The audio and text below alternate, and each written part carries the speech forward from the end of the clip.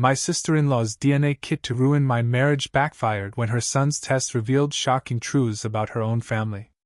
I met my husband, James, in our late 20s. We soon fell in love. We married after 2 years of dating and have had a lovely and quiet life together ever since. We welcomed our gorgeous kid, Nathan, and felt like the ideal family. I felt nothing could separate us, until Sarah, my sister-in-law, decided to poke her nose into our life. Sarah and I have never gotten along. From the minute James introduced me to her, it was evident that we were not going to get along. I'm not saying I didn't try, but Sarah made no effort to care. She accused me of wanting to overshadow her at her wedding because I was dressed in a cream-colored gown. To clarify, Sarah intentionally chose cream-colored outfits for all of her bridesmaids. However, on her special day, it became about me stealing her spotlight. From then on, it was a never-ending game of sarcastic remarks, backhanded compliments, and petty behavior. If I wore a new dress, Sarah would say, "It's cute, but I liked it better when I saw it in the store last year." If Nathan accomplished something, she'd minimize it by comparing him to her own son, Tommy. Despite this, James and I always attempted to ignore Sarah's petty behavior. We wanted Nathan and Tommy to grow up as close as siblings. Things, however, took a nasty turn this past Christmas when Sarah decided to create havoc in an unexpected way. For Christmas, she gave Nathan one of those popular DNA test kits. At first, I didn't think much about it. Nathan has always been interested in science and enjoyed knowing about his family history. Nonetheless, it was not a typical present for a child. That night, James approached me privately. He told me Sarah had made some weird, almost cryptic comments to him, such as, "It's about time you got some answers," and, "The truth always comes out." It didn't take long for me to put the pieces together.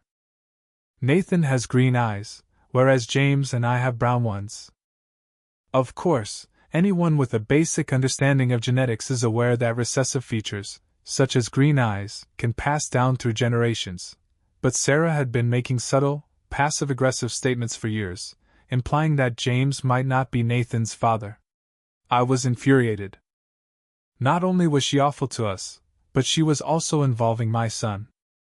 We agreed to allow Nathan to take the test if he wanted to, knowing that the findings would confirm what we already knew: Nathan is our son, and the test would reveal nothing more. Nathan was enthusiastic about the science underlying the DNA test. He was excited to learn about his lineage and family roots, so we assisted him with the process, and he completed the test. Meanwhile, Sarah's son, Tommy, had been observing everything with great curiosity. Tommy, a curious 14-year-old, decided he wanted to take a DNA test too. Sarah's husband, Todd, thought it would make a good family activity, so they got a kit for him as well. What began as harmless curiosity quickly escalated into a family nightmare. Nathan received his results a few weeks later. Everything was as expected. James was clearly his father. But then, we got the shock of our lives when Tommy's results arrived. It was discovered that Todd was not his biological father. Sarah had an affair, and Tommy was not Todd's child. Todd was devastated. He had reared Tommy as his own, unaware that Sarah had been unfaithful. To make matters worse, Todd sought a paternity test for their younger daughter, who was just 7. The results confirmed his greatest fears: he wasn't her father either. Sarah's life was collapsing in front of her eyes, and it was not a quiet or private collapse. The entire family found out, and the consequences were harsh. Todd filed for divorce. Todd filed for divorce and left the house within a few days. The irony of the situation was hard to ignore. Sarah's attempt to undermine my marriage exposed her own lies. Tommy was the person who suffered the most. Nathan was also affected. He and Tommy had always been close, and seeing his cousin suffer through this upset him terribly. He began asking questions about why Tommy's father was no longer present, and it hurt my heart to hear how concerned he was for his cousin. Sarah's life deteriorated over time. Todd pressed for full custody of the children, seeking to limit Sarah's involvement in their lives. Sarah was a wreck at family gatherings. With a pale face and red eyes from crying, she appeared defeated. Sarah contacted me one day and requested assistance. She wanted me to talk to Todd and persuade him to lighten up on the custody agreement. She was trying to save what was left of her relationship with her children and turned to me for advice. At first, I was stunned. How could she have the arrogance to ask for my help after everything she had done to destroy my marriage and cause havoc at every opportunity? At first, I ignored her calls and refused to answer her, but as the days passed, I found myself wondering about Tommy. He was the real victim in all of this. Despite the fact that none of it was his fault, he bore the brunt of the pain. James, of course, warned me to keep out of it. He was confident Sarah had made her bed and would now have to lie in it. Part of me wondered whether I could help the youngsters involved find some serenity. It was not their fault that their mother made poor decisions. So, at a crossroads, confused about what to do, should I help Sarah or let her suffer the repercussions of her actions? What would you do in my position? Update 1. I wanted to provide an update on what has occurred since my previous post, and I hope it sheds some light on the complex situation we are dealing with. Sarah continues phoning me, and it's becoming exhausting. I expected her to cool down or back off soon, but she hasn't. She's relentless. On one especially horrible day, she called me 3 times in a row, leaving lengthy, sobbing voicemails. I could hear the despair in her voice, but I couldn't feel much pity. At one point, my husband, James, became so frustrated that he couldn't take it anymore. He called her himself. James rarely loses his temper, so when he called, I knew things had gotten out of hand. From across the room, I could hear his voice as he snapped, telling her he was tired of her insulting me and manipulating our family. After that chat, things became worse.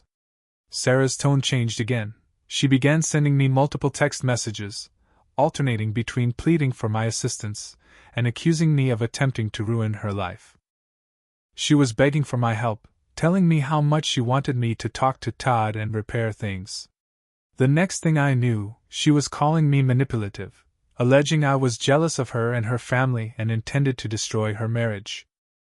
Throughout all of this, my main focus has been the children. They are innocent in all of this, but they are suffering the most. I can't quit thinking about Tommy and Nathan. Tommy's real father's identity must have been traumatic to him, and it's evident he is having difficulty processing it. It's difficult for me to see him suffer through this without being able to help. Nathan, on the other hand, isn't sure what's going on but feels something isn't right.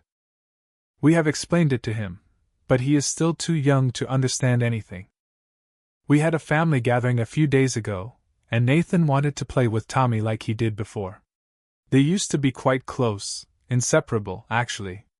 However, when Tommy arrived, he was distant, quiet, and scarcely engaged with Nathan. Nathan wanted to play with him, but I had to make excuses, explaining that Tommy was weary.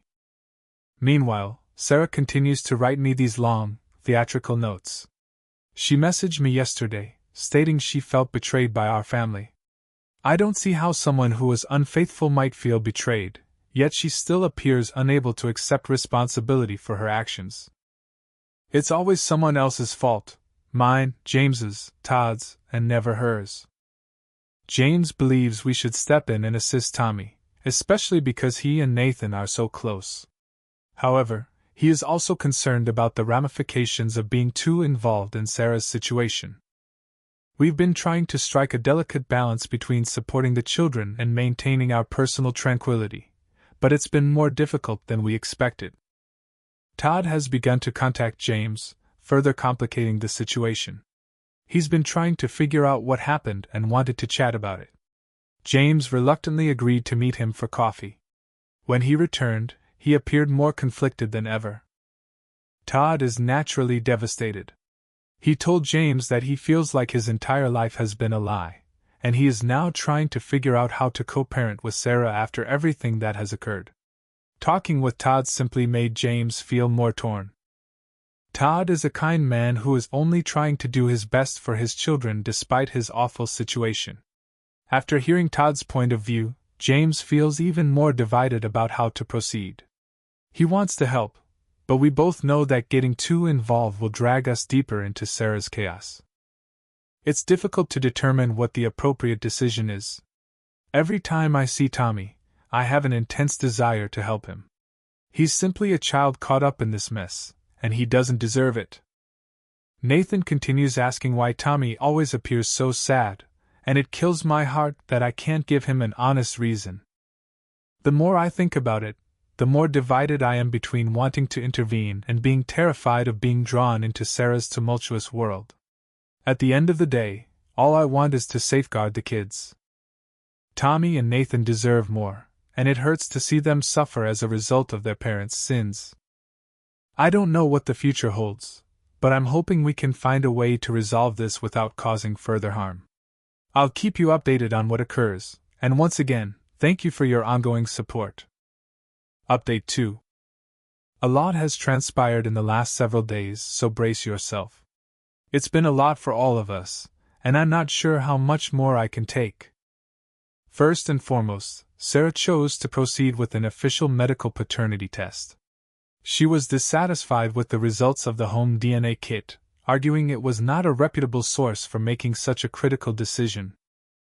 To be fair, home tests have a margin of error, and I suppose she was hanging on to what little hope she had left. However, the results did not change. The medical paternity test verified the previous one's results. Todd is not Tommy's or his daughter's father. Sarah simply dug herself an even deeper hole. I was not surprised by the conclusion, but there was no space for uncertainty. Todd, in particular, appeared to be bracing himself for the worst. Yet, when the medical results arrived, I could tell he was still devastated. He appeared crushed, as if the last fiber of hope he'd been holding on to had been wrenched away. He had previously told James that he didn't expect any miracles, but there was always a small part of him that hoped the test was incorrect. Todd became more withdrawn after receiving the news. Todd apparently began researching after obtaining the results, and tracked down the individual with whom Sarah was allegedly having an affair. Todd told James that this man was Sarah's coworker. He had suspected their relationship for a long time, but Todd always dismissed it, claiming it was only work-related. Todd now understood everything. He remembered Sarah and this man being abnormally close, attending work parties together, and messaging late into the night.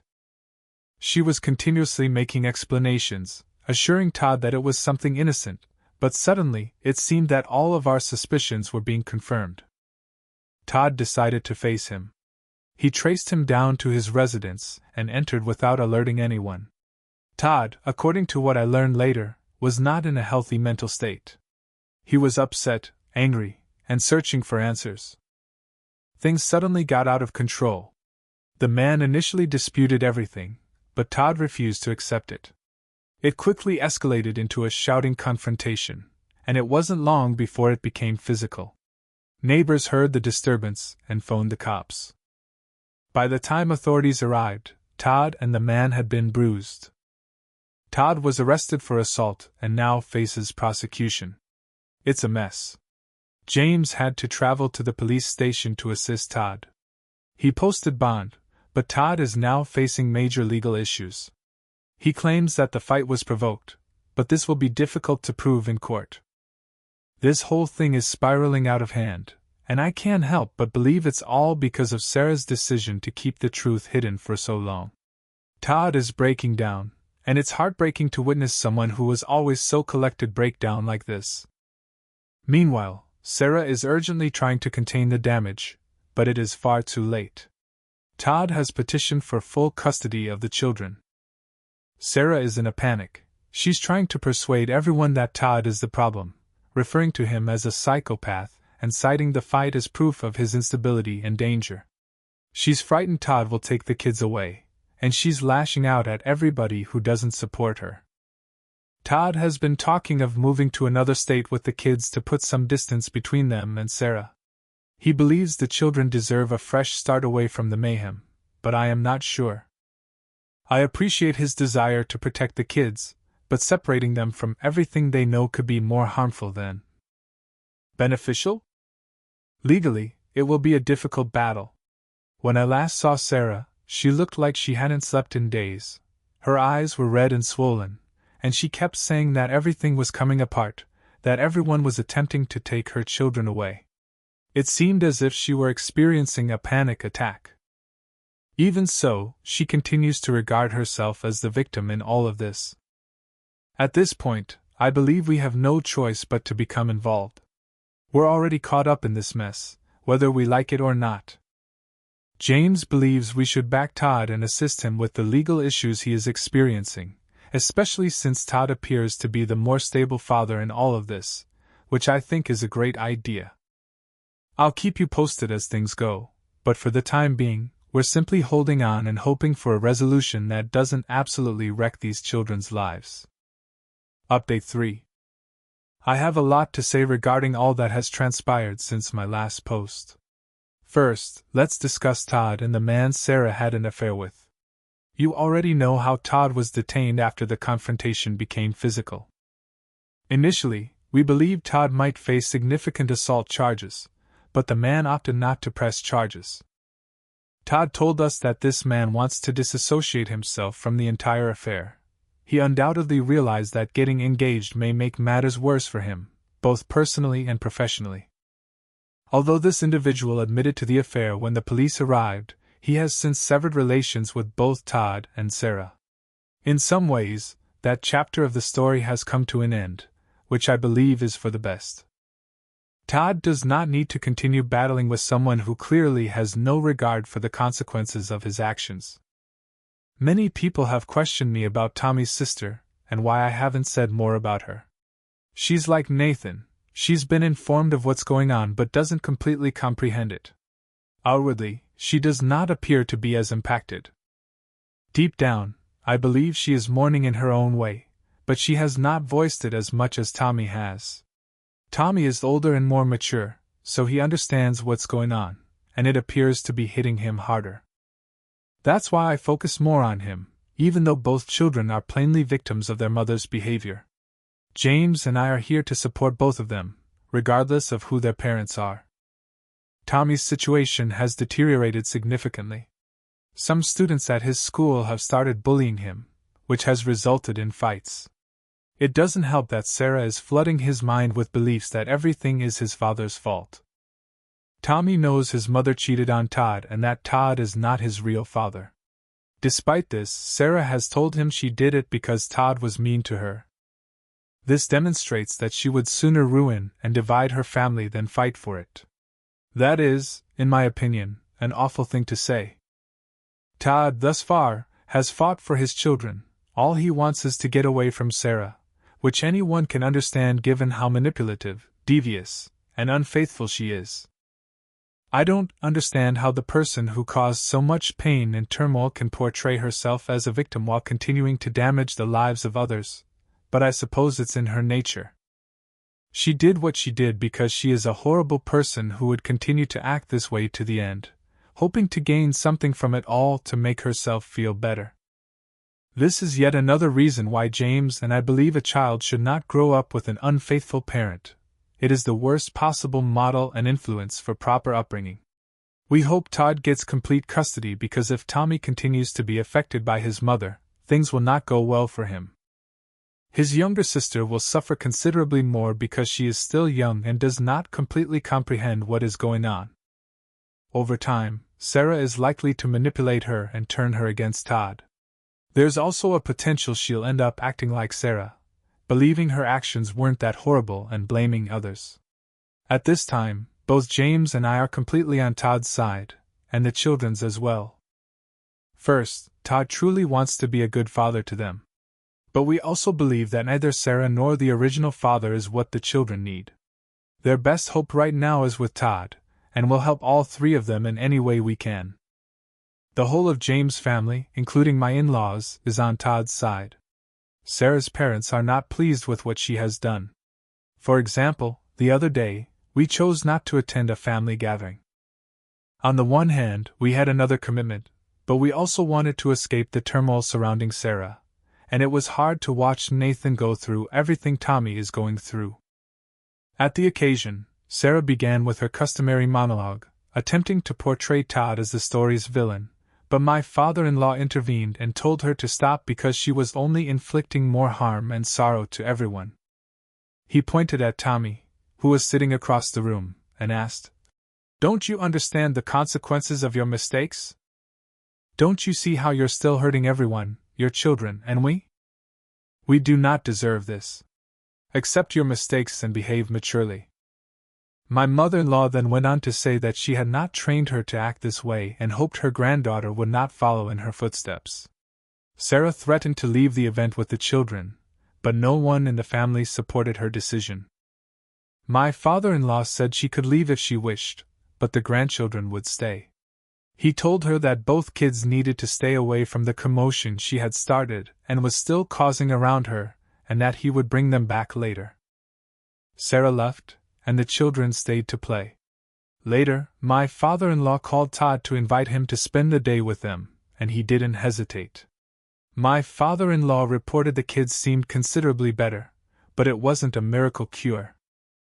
Still, being separated from their mother is the greatest thing for them right now because her poison is hurting them, something no one in the family wants, except, obviously, Sarah. Sarah doesn't appear to care about her children, only about how she is seen and not losing anything. A true mother would not use these games to harm her children. Instead, she would endeavor to protect them from everything. However, a mother would not have cheated on her spouse. Still, here we are. Update 4. With the newest developments involving my sister-in-law and her children, better times are on the horizon for this family. To begin, my sister-in-law discovered Todd had been invited to my in-laws' house after she had departed, and she was not pleased. She went to my in-laws' house and challenged them because she believes they should be on her side rather than. I took back my house and left my mother homeless after she disowned me for not attending my sister's wedding. Hey Reddit, my mom's favorite was always clear when I was growing up. My younger sister, Rachel, 37F, and I, 42F, are the children of my mother, Karen, 62F. It seemed as though I had vanished from the world the instant Rachel was born. I don't want to come across as theatrical, but this is the reality. My mother was naturally quite protective of Rachel because she was born underweight and ill. I get that it must have been frightening for her to have a sick kid, but Rachel was the only child that Karen cared for, rather than merely the family's baby. Rachel received royal treatment. Her needs, wants, and moods were the center of attention. For example, Mom would hand-feed Rachel until she was well into middle school, since she disliked eating by herself. Mom would simply complete any school projects or homework for Rachel, no questions asked. Mom allowed Rachel to stay at home if she didn't feel like going to school, and then there was me. I had clothes, food, and other essentials, so I wasn't completely disregarded, but I was alone emotionally unless it had to do with Rachel. Mom never truly cared about me. Mom was preoccupied at a spa and forgot about a dentist appointment I had when I was around 10 years old. After hours of waiting outside the school, a family friend saw me and offered to drive me home. My mother pretended it wasn't a huge thing when I returned. "Oh, I thought you'd figure it out," she simply said. The only person who actually saw me was my father, Michael, may he rest in peace. He wasn't home as much as I would have liked because he worked so much, but when he was, he tried his best. When Karen and Rachel weren't there, Dad and I would go out for movies or ice cream. He would give me extra cash for birthdays or school outings, but he would urge me not to tell my mother. In retrospect, I believe he was attempting to compensate me for feeling so unnoticed, but Dad could not deny the favoritism, no matter how hard he tried. Everything was always better for Rachel. I had to save money or work for what I desired. Rachel, however, only needed to ask, and it would materialize. I requested a bike one Christmas, and Rachel made a last-minute request for the same item. Rachel received a brand new, gleaming bike beneath the tree on Christmas morning. I received some socks. "You're older," Mom responded when I inquired why. "You can get one for yourself by saving money." However, it was more than just material possessions. Rachel's happiness was Karen's obsession. Mom would move quickly to resolve whatever small problem Rachel was having, such as a friend not texting her back or receiving a poor grade.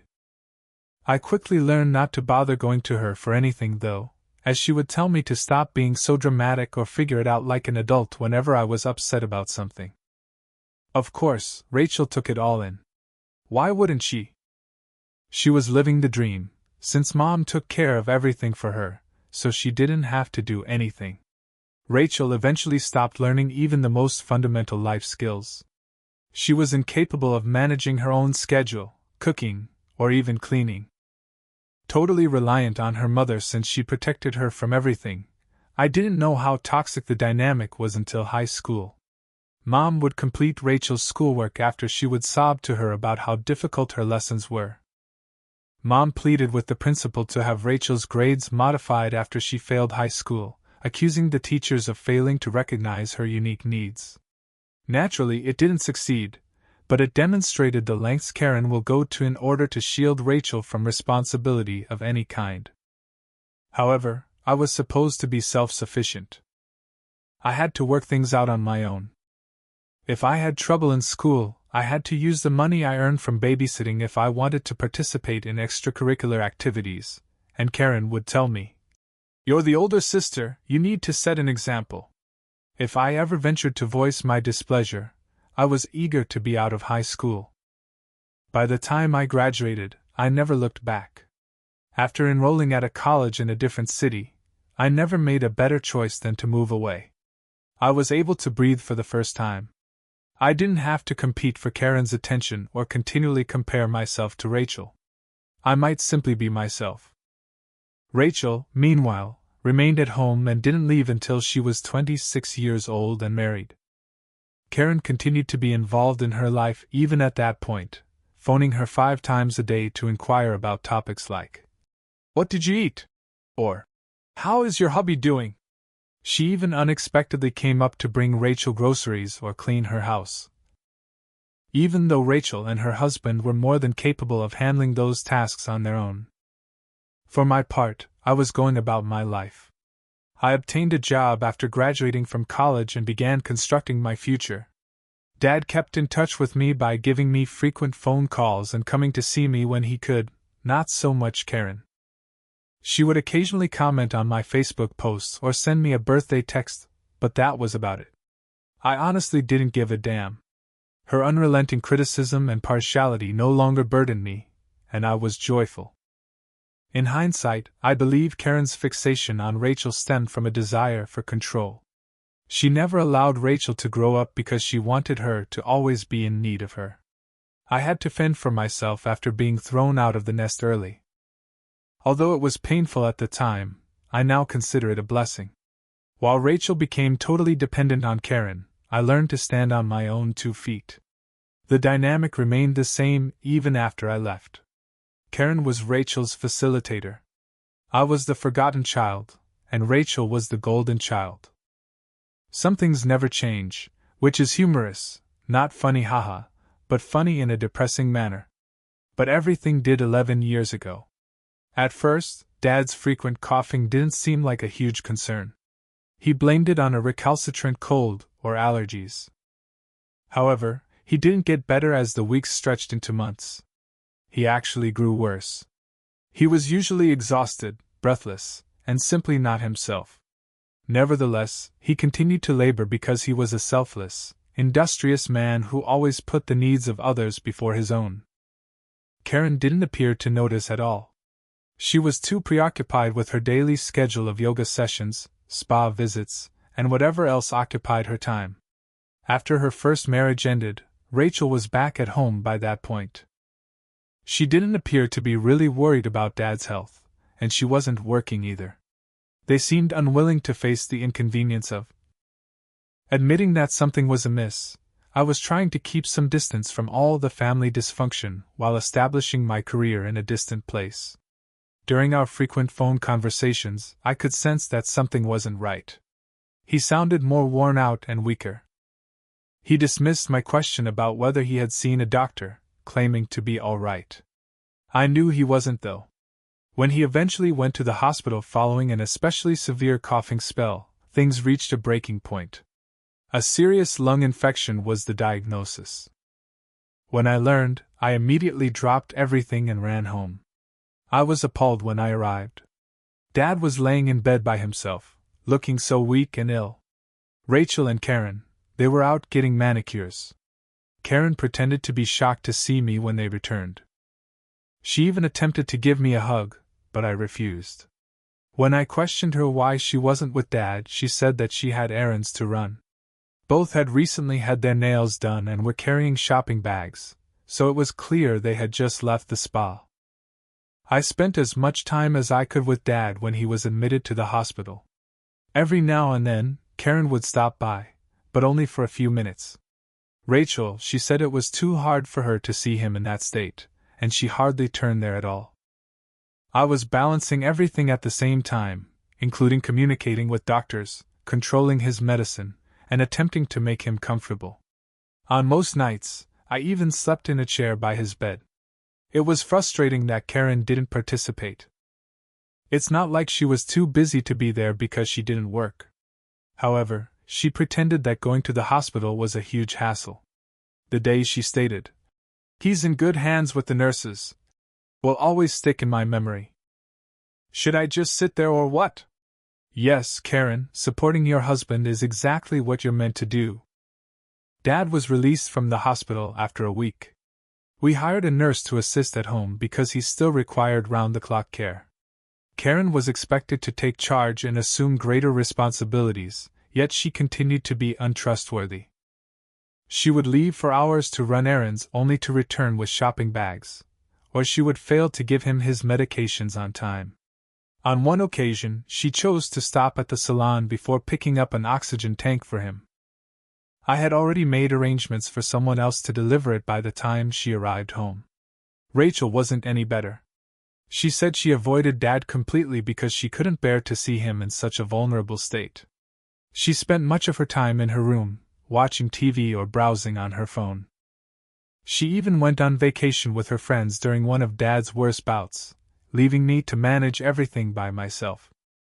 In the end, I resigned my job to care for Dad full-time. To be honest, I didn't want to leave him alone with Karen or Rachel, and I didn't trust them to do it. He was worthy of better. In order to keep him from feeling lonely, I prepared his meals, assisted him with his physical therapy, and made sure he had company. I loved him, so even though it was exhausting, I would do it all over again if I had to. As Dad's health deteriorated, Karen did make an attempt to work harder, but it was too late. She would sit next to him, but she would be glued to her phone, either talking to Rachel or posting on social media. It seemed as though she was unable to fully focus on him.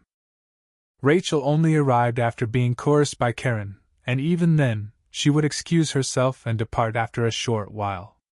A few months later, Dad died. The nurse, I, and a few of his friends who had come to bid him farewell were all around him. Rachel and Karen, they weren't present. Rachel was out with friends, and Karen had gone to some sort of wellness retreat. When it became apparent that Dad was running low on time, I contacted both of them, but they did not answer. The funeral went by quickly. I was tired and heartbroken, but I still had to put up with the from Rachel and Karen as though she hadn't been ignoring all the warning signals for months. Karen talked to her friends about how unexpected Dad's death was for the majority of the funeral. Rachel made a huge show of crying, but it felt so forced. She hadn't given a damn when it counted. Dad's attorney called me a few weeks after the funeral to discuss his will. I was hoping for a tiny inheritance or a memento, but nothing more. However, I was taken aback when I met with the attorney. Dad had bequeathed the house, his savings, and his assets to me. Rachel and Karen received nothing. Given how little his wife and youngest daughter cared for him, I could only imagine how much anguish Dad must have been going through in his last months. He expressed his appreciation for everything I'd done for him by leaving everything to me. It caused a firestorm, though, when Karen and Rachel learned. They were furious. In fact, Rachel yelled at the attorney, stating that she could never be subjected to this treatment by her father. Karen called and insisted that I give them a piece of the inheritance. I declined, for the sake of my sanity. I disconnected from Rachel and Karen. Their sense of entitlement was draining. I eventually met my husband after relocating to the city where I was employed and concentrating on starting again. We relocated abroad for his work, got married, and had a baby. To be honest, I didn't feel the need to tell Karen or Rachel about it because it was a new beginning. After a few years, I became a mother to my daughter. Karen appeared at my place out of the blue. It was unexpected to see her at my door, as I hadn't spoken to her in years. She appeared more worn out and less put together. She sobbed, expressed regret, and expressed her want to be involved in my daughter's life. She even acknowledged that she felt bad about the way she raised me. She said she just wanted to make amends because she had been living with remorse ever since Dad died. Although I must admit that I didn't trust her, I chose to give her a chance. It was all right for a time. Karen would occasionally send gifts and make video calls to see how my daughter was doing. For once, it felt normal. Then, predictably, the hints began. I thought it would go away, so I disregarded Karen when she casually said how hard life had been for her since I took everything, or how she was having financial difficulties. Karen gave me a call around a month ago. The fact that she seemed enthusiastic made me uneasy right away, because Karen doesn't call unless she needs something. She struck up a discussion by inquiring about my spouse and daughter, which was already strange. Then she revealed the shocking news that Rachel was getting married once more. As you recall, Rachel's first marriage ended almost a year later. She never really put her life back on track after moving back in with Karen. Rachel and I hadn't spoken for more than 10 years, so this news was unexpected. Karen talked endlessly on Rachel's significance of this wedding, how it was a new beginning for her, and how the family would be. I congratulated her, was courteous, and assumed that was the end of it, but obviously not. Karen went on to say something like, "You know, Rachel has had a really difficult time organizing this wedding within her budget. After everything she's been through, she deserves a lovely day." I knew where this was going, so I said nothing. "I was hoping you could help out with the expenses," she finally added. "Considering everything your father left you, it's the least you can do." I was astounded to begin with. Rachel and I don't even communicate. Second, what level of entitlement is required to demand payment from someone who isn't even invited to the wedding? Indeed, Karen made it apparent that I was not invited. "Oh, we assumed you wouldn't want to travel with a baby, but of course you're welcome to come," Karen said in an attempt to backtrack when I brought this up.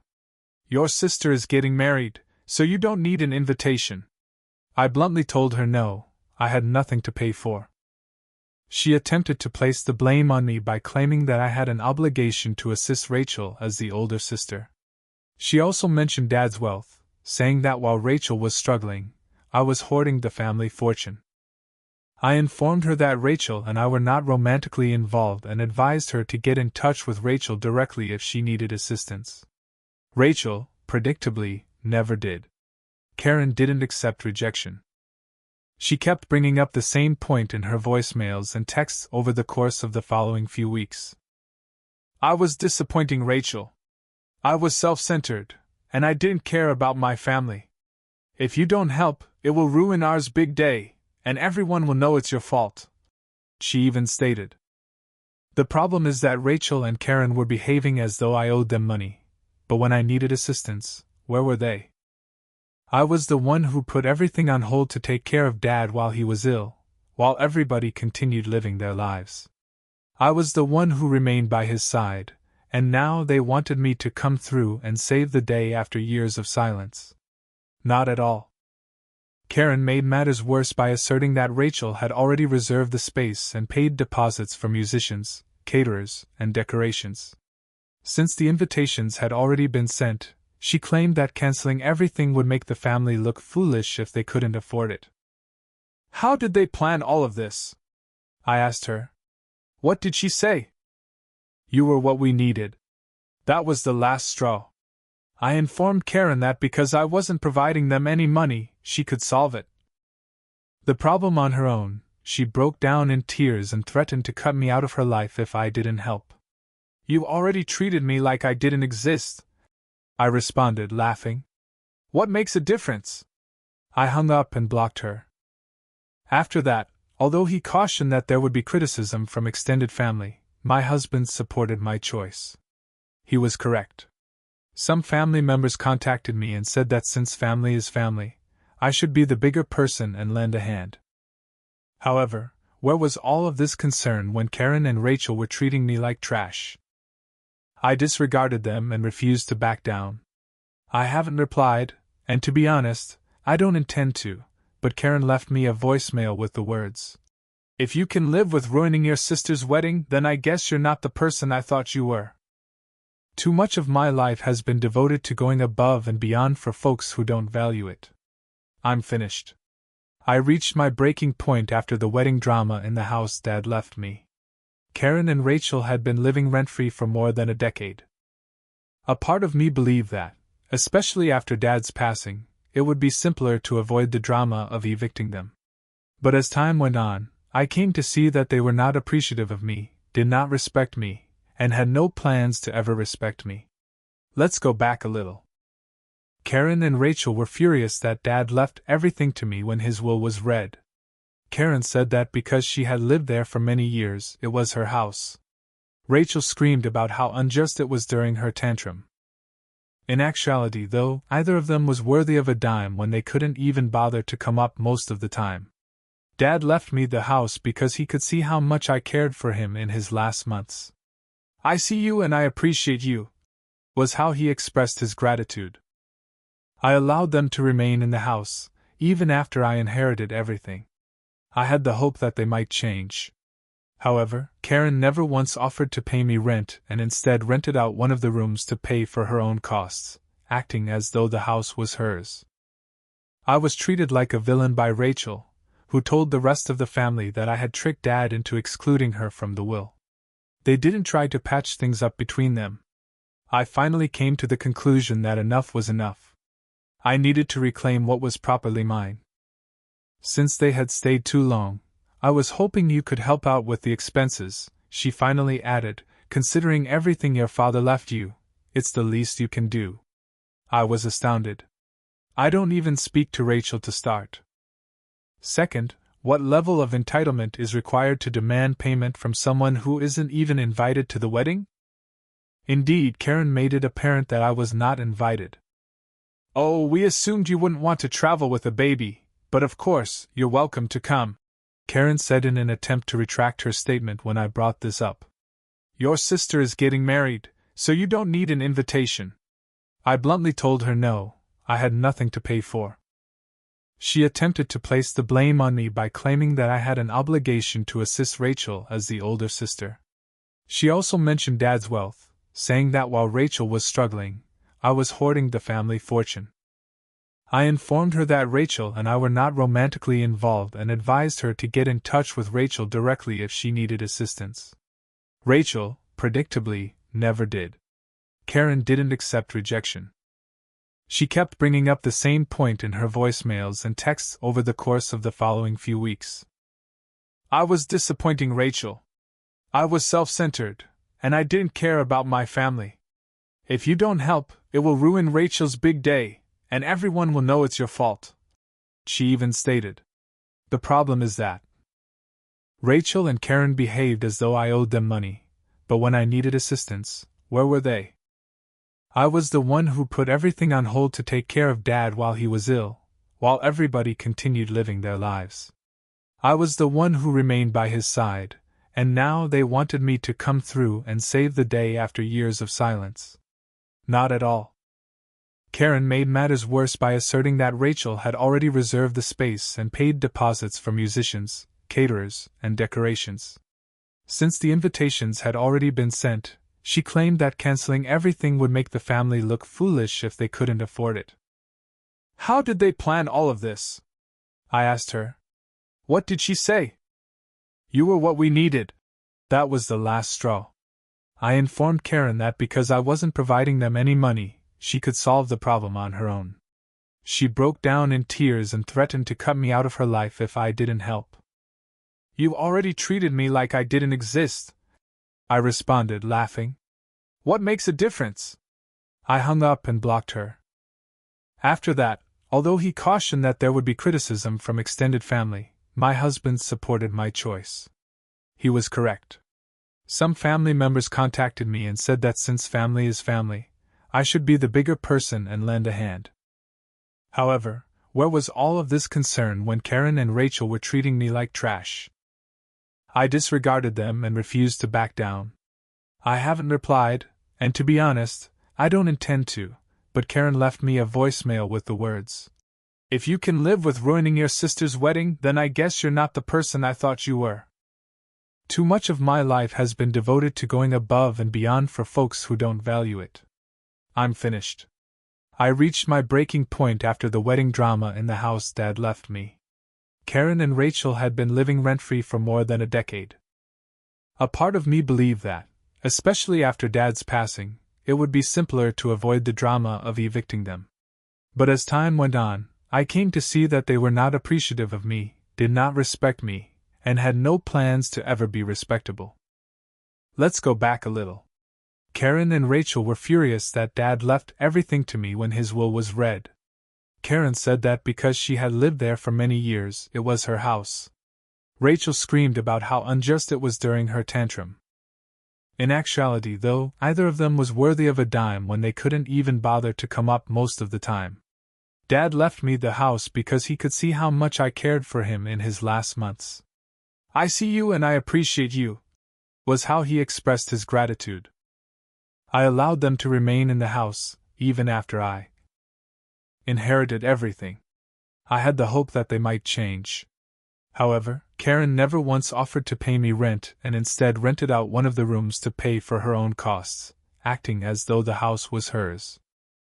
I was treated like a villain by Rachel, who told the rest of the family that I had tricked Dad into excluding her from the will.